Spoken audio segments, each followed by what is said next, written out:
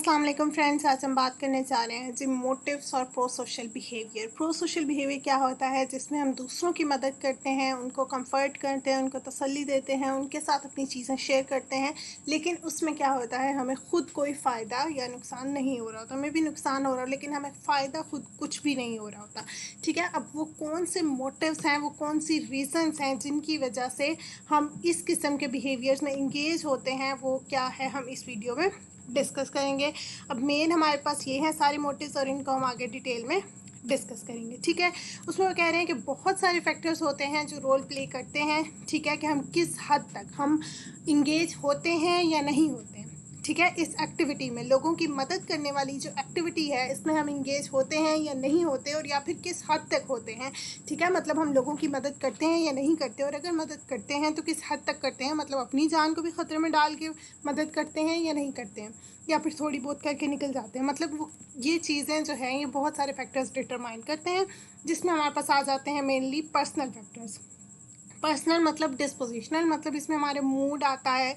ठीक है, हमारा मूड कैसा है उस वक्त जब किसी को हमारी हेल्प की ज़रूरत है। ठीक है, हमारे इमोशंस कैसे हैं, वो चीज़ें डिपेंड करती हैं।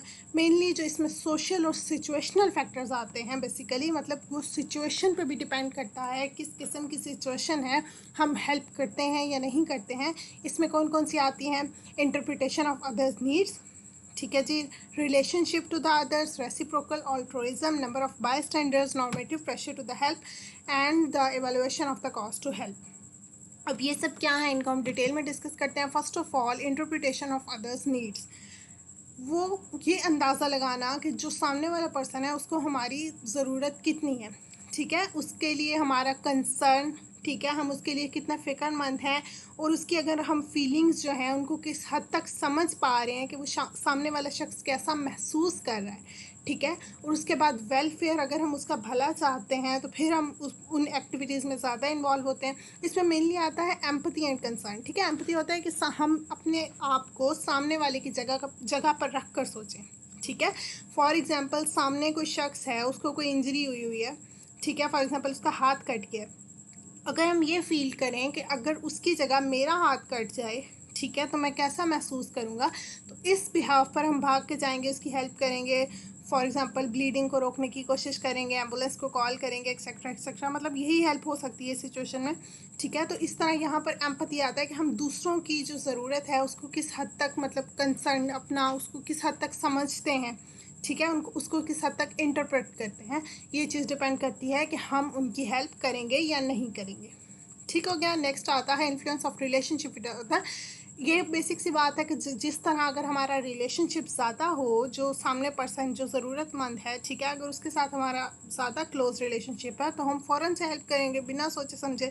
लेकिन अगर कोई स्ट्रेंजर हो तो थोड़ा इंसान सोचता है कि ऐसा करें ना करें। ठीक है, फॉर एग्जाम्पल अगर हाथ कट गया है किसी का, तो पहले हम तो ये हो सकता है कि अगर हम एम्पैथी में जाएं, पहले हम सोचें कि हाय उसको जो दर्द हो रहा है अगर वो मुझे हो रहा हो, ये फील करके फिर हम उसके पास जाएं। ठीक है, वो अलग बात है। लेकिन फॉर एग्जांपल अगर सामने जिसका हाथ कटा है वो आपका ही कोई बहन भाई हो, खुदा न खास्ता, ठीक है, आपका कोई पेरेंट हो, तो हम बिना एम्पैथी के, बिना सोचे समझे कि मुझे दर्द हो ना हो वगैरह वगैरह, हम फ़ौरन से भाग के जाएंगे हेल्प करने। ठीक है, तो ये क्या है, रिलेशनशिप पर भी डिपेंड करता है कि सामने वाले का हमारे साथ क्या रिलेशनशिप है।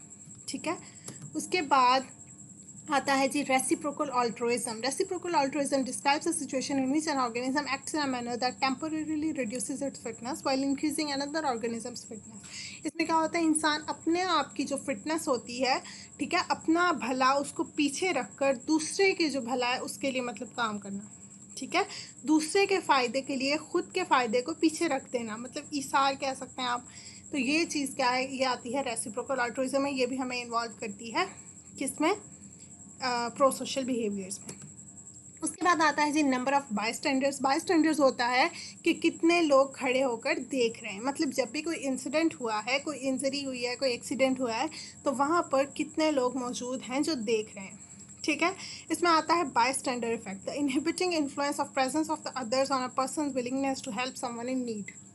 बायस्टैंडर इफेक्ट क्या होता है कि हमारे ऊपर एक ऐसा इफेक्ट होता है कि जब हम देखते हैं कि ज़्यादा लोग खड़े हुए हैं, देख रहे हैं, तो हमारी जो विलिंगनेस होती है सामने वाले पर्सन की मदद करने की, वो कम होती जाती है। ठीक है।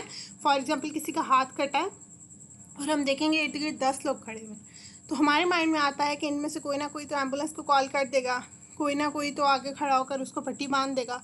इस तरह मतलब कोई ना कोई की हमारे माइंड में फीलिंग्स आती रहती हैं, तो हमारा जो दूसरों की मदद करने वाला फैक्टर है, जो प्रो सोशल बिहेवियर है, वो कम होता जाता है। ठीक है, ये हम पे इन्फ्लुएंस होता है, जो हमें रोकता है, हमें इनहिबिट करता है हेल्प करने से। इसको हम क्या कहते हैं, बाय स्टैंडर्ड इफेक्ट्स। तो जितने ज़्यादा बाय स्टैंडर्ड्स इफेक्ट, जितने ज़्यादा बाय स्टैंडर्ड्स होंगे, नंबर ऑफ़ बाय स्टैंडर्ड्स जितना ज़्यादा बढ़ता जाएगा, जितने ज़्यादा इर्द गिर्द लोग खड़े होंगे, उतना ज़्यादा क्या होगा, प्रो सोशल बिहेवियर कम होता जाएगा। ठीक है, मतलब हम खुद को रोक लेंगे मदद करने से कि कोई और कर देगा, इतने ज़्यादा लोग खड़े हों। फॉर एग्जांपल अगर हम सोचें कि किसी का हाथ कटा है और इर्द गिर्द कोई लोग नहीं, सिर्फ आप अकेले खड़े हों, तो आप बिना सोचे कि कोई और मदद करे फ़ौरन से भाग के हेल्प करेंगे, एम्बुलेंस को कॉल करेंगे। ठीक है, तो मतलब बाय स्टैंडर्ड इफेक्ट्स इफेक्ट करता है हम पे कि हम मदद करते हैं या नहीं करते। नेक्स्ट चीज़ आती है normative pressure. Normative social influence works differently from the informational social influence. In this case individuals change their beliefs और behaviours not necessarily to be correct but rather to be liked, accepted और just fitted. इसमें आता है कि हमारा norms का हमारे ऊपर प्रेशर होता है।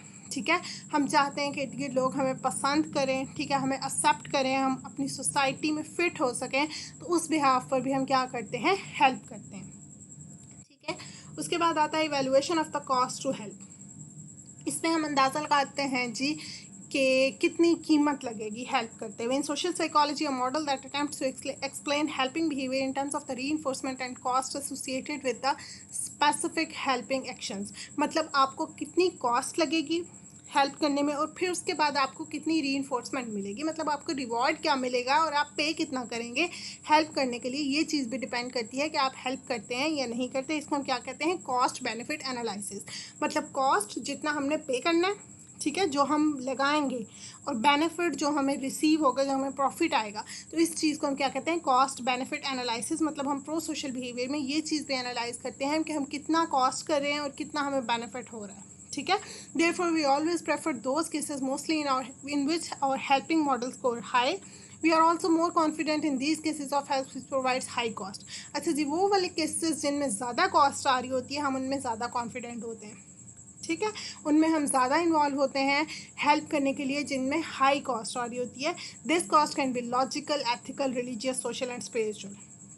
ठीक है, फॉर एग्जांपल एक हॉस्पिटल में एक बड़ा सा कोई हो, ठीक है, और उसमें आप एक बड़ी इन्वेस्टमेंट करें, ठीक है, तो आप कॉन्फिडेंट होंगे कि हाँ जी आपने एक बड़ी हेल्प की है। ठीक है, और प्रॉफिट में आपको क्या हो सकता है कि आपको वो मतलब लोग आपको सराहेंगे। फॉर एग्जांपल पॉलिटिशियंस की अगर बात कर लें, तो यहाँ पर उन्हें कंफर्म है कि हाँ जी उन्होंने जो किया है वो मतलब उनका, क्योंकि हाई कॉस्ट की उन्होंने हेल्प की है, तो इसलिए उनको फ़ायदा भी ज़्यादा होगा। तो इसलिए उन केसेस में ज़्यादा हेल्प की जाती है जिनमें हाई कॉस्ट भी हो। ठीक है, उसके बाद ये था जी हमारे पास टोटल फैक्टर्स, वो मोटिव्स जो हमें क्या करते हैं, इंगेज करते हैं, जो हमें हमारी टेंडेंसी को इंक्रीज़ करते हैं कि हम प्रो सोशल बिहेवियर में इन्वॉल्व हों। So that's all about motives for pro social behaviour. I hope आपको अच्छी समझ आई होगी। If you have any query you can freely ask in the comment box. Thank you so much and अल्लाह हाफिज़।